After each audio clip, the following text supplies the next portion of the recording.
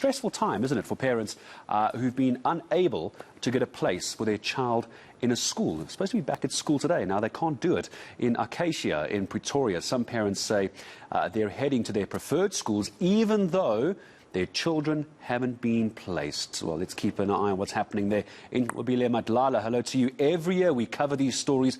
Parents not just pitching up, they've gone and even bought the school uniform for their preferred school, but they haven't been accepted. Well, definitely, Gareth. It's been quite a difficult time for a lot of parents. I mean, we saw them earlier this week as they were in the school. My colleague Heidi covered that extensively, but a lot of issues coming out of there. Some of the parents talking about the fact that the distance that the kids have been put in is quite far for them. Others even going as far as saying that they need their kids placed and nothing has been done. Just that worry. I mean, already it's quite a difficult time. It's January. A lot of parents find themselves under strain as they buy uniform and all sort of things. But to add to that stress, this is the placement issue. Now, the parents have arrived in the Akasia school. You'll notice there's quite a group of people standing, quite a number of them. They've already arrived. We do understand that they're going to be going to the district today, where they are going to be voicing their concerns. But I want to bring in the parent first to just give us an idea how they feel this morning. And how's it going so far, sir? This morning I have mixed emotions. I just brought my son here, and unfortunately my daughter is at home. She has been allocated a school that is very far, 24 kilometers away from where we stay. So I will be joining the group that is going to the district to raise our concerns.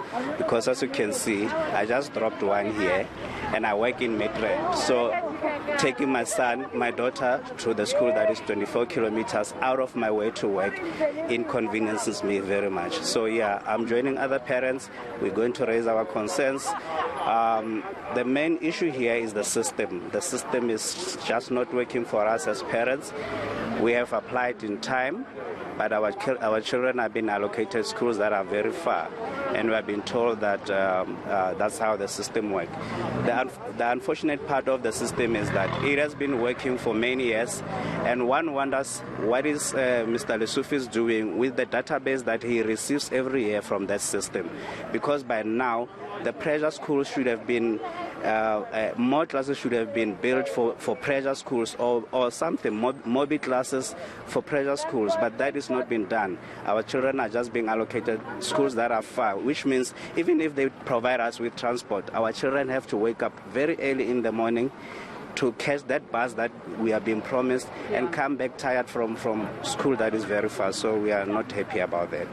Thank you very much, sir. I want to bring in Satu, because this is your department, isn't it? You're working with the parents and the schools. What exactly are officials doing about this? I mean, you just heard from the parent. Frustrating times indeed. Well, first let me greet the viewers as well. What the parents are raising here, of course, is very legitimate concerns. Well, as a union ourselves, we represent educators, we represent education workers, and we are concerned because in our view, education is about transformation. It is about investment for the country. Now, you would have listened to the parent who was here just before me, and you realize that actually we've got a deeper issue here, a deeper challenge, which is about infrastructure and the investment that we make as a public towards educational infrastructure. I mean, you can hear them. It is unfair. Some of the issues that they are raising, that your child will be here, and then you are staying somewhere else 20 kilometers away, or the other way around. So what that means, Nqobile, is that we should then work jointly together to make sure that we then make sure that all the other schools at least can be at the level of what we can call an ideal school. That's where we are, Nqobile. All right. Thank you very much. Well, Gareth, as you can hear, there's such a saying, there's a lot of issues that need to, of course, to be attended to, and they will be obviously keeping a keen eye on that. But the parents still frustrated outside Akasia Primary School. You'll see they're still here, and they are going to be taking their concerns to the district.